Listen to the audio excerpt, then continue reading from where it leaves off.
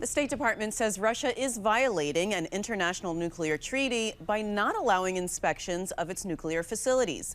Lynn Rusten is Vice President of the Global Nuclear Policy Program at the Nuclear Threat Initiative. Lynn, welcome to the program. Thank you so much for having me, Mimi. So how significant is it that Russia is refusing to let American inspectors in? Well, this is really very significant because it's tearing at the fabric of the treaty, which has been in force since 2011. It's been operating smoothly. And now that the pandemic is under control, it's time to get inspectors back on the ground there and here so that we can verify that the Russians are doing what they're supposed to do under the treaty. So let's talk about that treaty. This is the New START treaty. Give us an idea of what the treaty calls for and how long it lasts. Sure. So first of all, just to remind people, the United States and Russia have 90% of the nuclear weapons in the entire world. And so they really have a responsibility to manage their nuclear stockpiles responsibly. Part of that is an agreement, this agreement, which limits the number that they can have and permits an ability of the other party to verify that they're complying with the treaty. This treaty came into force in 2011, and it will expire in 2026, so it's a 15-year span agreement at this point.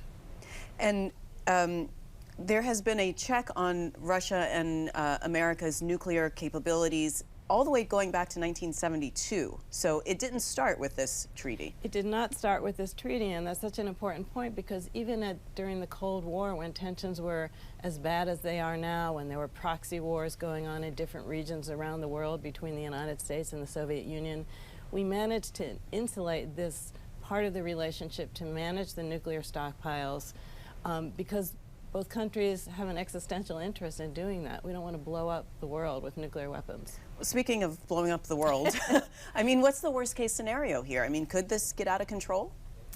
Well, I mean, it can get out of control in terms of it's the unraveling of the security architecture that really puts guardrails around the competition between the United States and Russia in the nuclear arena, and many other treaties have already fallen by the wayside. And so it's very concerning that this agreement now is no longer apparently insulated from the tensions in the relationship over Ukraine, and it's becoming a pawn in that conflict.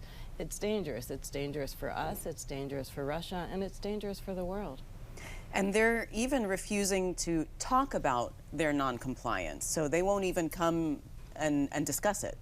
Yeah, and that's the big problem, because what this really is about is under the treaty, both countries can conduct 18 inspections a year in each other's country, which is pretty amazing to have, you know, United States inspectors literally land at a Russian base and inspect missiles and missile silos and that kind of thing, and vice versa.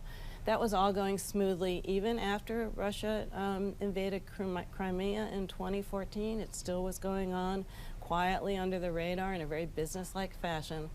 And then the pandemic hit, and both countries just mutually agreed that they would stop conducting the inspections. But now that the pandemic is under control, it's time to talk with each other about, okay, what are the procedures, what are the COVID protocols that we need to follow, and there are some details to work out.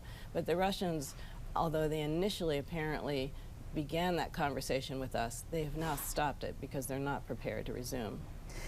Is there anything that the State Department can be doing, in your opinion, that they're not doing to get Russia back to the table and into compliance?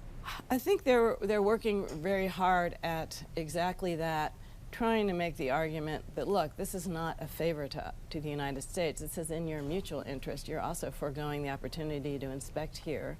I think they're also working with countries around the world who have an interest, and this isn't just our allies, who maybe Russia isn't as concerned about, but countries like China. Countries like India. I did want to ask you about China specifically. Okay.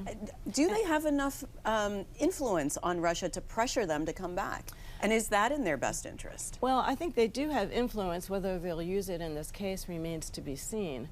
You might have noticed that Chinese President Xi did speak out when President Putin at one point was rattling the nuclear saber, making these veiled threats about nuclear use in Ukraine. And he made it very clear publicly, and I'm sure privately, that that was a line Russia shouldn't cross. So I would hope that China is also going to use its influence to encourage Russia to get back to the negotiating table with the United States. And you mentioned India, which is a nuclear power. Well, they're an unrecognized nuclear power, but there's also a whole group of countries that don't have nuclear weapons that are really trying to hold the feet to the fire of the countries that do have nuclear weapons, because they have an obligation to continue to limit and reduce nuclear weapons. So that's also a set of countries that Russia is trying to court and cares about that can't be happy about this. Is it likely, Lynn, that anything happens while there's hostilities going on in Ukraine? It's very hard to predict right now. I think to the extent that President Putin is trying to use this as leverage, I think it won't work, because the United States really wants to conduct inspections and is open to the Russia inspecting, but I don't think we're going to give them anything else for it. So I think the question is whether at what point Russia will decide it's in its own interest to keep this treaty from unraveling. And if I might add, it is important to say that Russia is complying with the central limits of the treaty. So right now, no one's saying that they're trying to break out of the treaty numerically. But over time, our ability to confirm that they're not will erode if we can't get boots on the ground.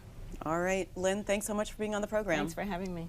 Thanks for watching. If you enjoyed the video, give it a thumbs up and subscribe to our channel so you don't miss out on any future Government Matters interviews.